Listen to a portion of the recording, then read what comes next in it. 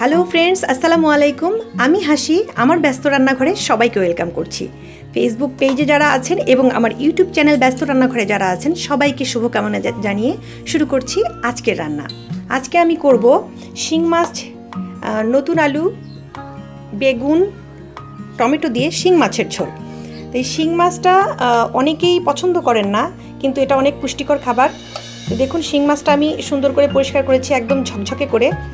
এটা কিভাবে পরিষ্কার করছি সেটা আমি বলতেছি। সেটা হচ্ছে পেঁপের চোচা বেটে নিয়ে তার সাথে একটু ভিনেগার এবং লবণ মিশিয়ে আমি এটাকে একটু ভিজিয়ে রেখেছিলাম। তারপরে আমি একটা মাজুনির সাহায্যে মাছগুলোকে ডলা দিয়েছি, আর এটা পরিষ্কার হয়ে গেছে। 5 মিনিটে তো হয়নি, কিন্তু হয়ে গেছে আর কি পরিষ্কার। এইভাবে পরিষ্কার করলে খেতেও রুচি আসে, এবং যারা শিং মাছ খেতে চান না তাদের কালারের জন্য, তাদের জন্য বলা যে এভাবে কিন্তু রুচি আসবে, খেতে পারবেন। তো চলুন রান্নায় চলে যাচ্ছি। প্রথমেই কড়াইয়ে দিয়ে দিচ্ছি পরিমাণ মতো সরিষার তেল। আপনারা অন্য তেলেও রান্না করতে পারেন, কিন্তু যেহেতু শিং মাছটা হচ্ছে কি বলবো, খুবই পুষ্টিকর একটি খাবার, তার সাথে আমি আরেকটু পুষ্টি যোগ করে দিলাম। সরিষার তেলটা তো অবশ্যই আমাদের স্বাস্থ্যের জন্য খুবই ভালো। তেলটা গরম হোক। তেলটা গরম হয়ে গেছে, একটু তেজপাতা এবং একটু জিরা দিয়ে আমি এটাকে ফোড়ন দিয়ে দিলাম। জিরাগুলো যখন ফুটে উঠবে তখন দিয়ে দিচ্ছি পেঁয়াজ কুচি। কিছুক্ষণ পর যখন এই যে পেঁয়াজটা ভাজা ভাজা হয়ে এসেছে, তখন এখানে দিয়ে দিব আদা রসুন পেস্ট, এবং সাথে দিয়ে দেবো পরিমাণ মতো স্বাদ মতো লবণ। আমি কিন্তু আমার পরিমাণ অনুযায়ী দিচ্ছি, আপনারা আপনাদের পরিমাণ অনুযায়ী দিয়ে নেবেন। আদা রসুনটা ভাজা ভাজা হয়ে গেছে, এখন আমি দিয়ে দিব অল্প পানি, কারণ এখানে আমি মশলা অ্যাড করব। পানি না দিলে মশলাটা তেলে পুড়ে যাবে। দিয়ে দিচ্ছি হলুদের গুঁড়া, মরিচের গুঁড়া, জিরা গুঁড়া এবং ধনে গুঁড়া।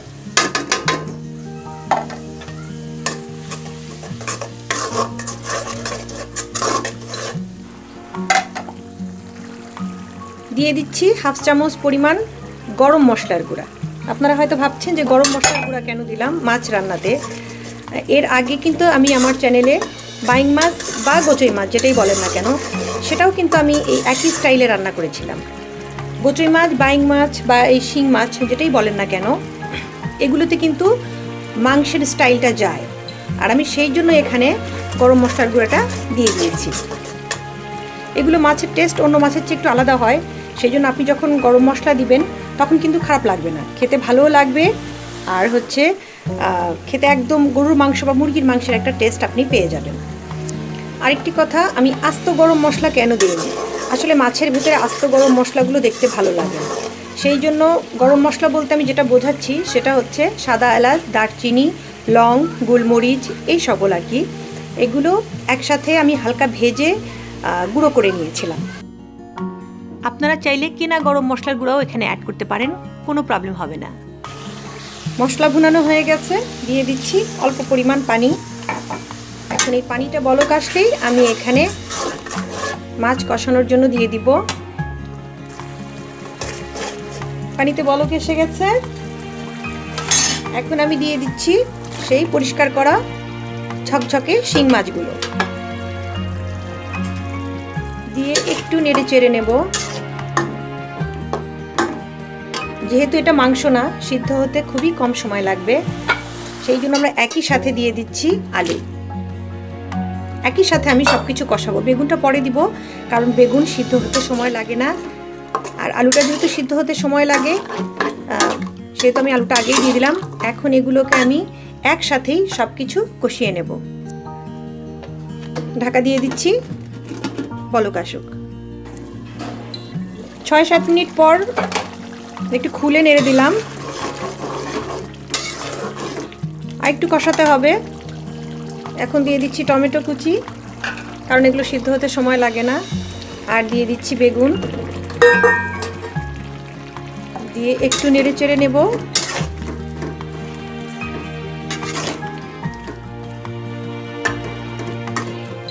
নিয়ে এখন আমি আবার এটাকে ঢেকে দিচ্ছি। কিছুক্ষণ পর আবার খুললাম, এটাকে একটু নেড়ে চেড়ে দেওয়ার জন্য, যাতে নিচে লেগে না যায়। দিয়ে দিচ্ছি একটু ফালি করে কাটা কাঁচামরিচ।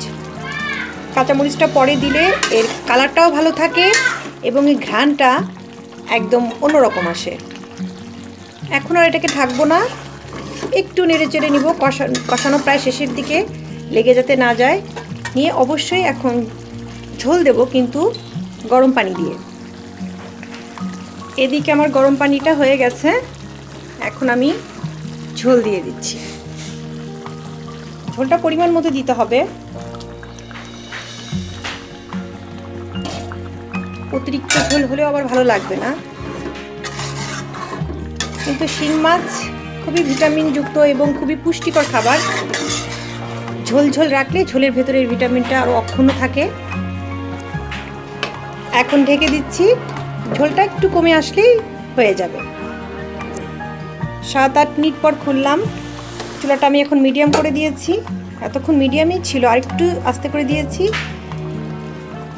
এখন দিয়ে দিব কিছু আস্ত কাঁচামরিচ, তাতে ঘ্রাণটা আরও ভালো আসবে। আর দিয়ে দিচ্ছি একটু ভাজা জিরা। ভাজা জিরা গুঁড়ো করে আমি সবসময় রেখে দিই, তরকারি শেষে দিলে খুব ভালো একটা সেন্ট আসে।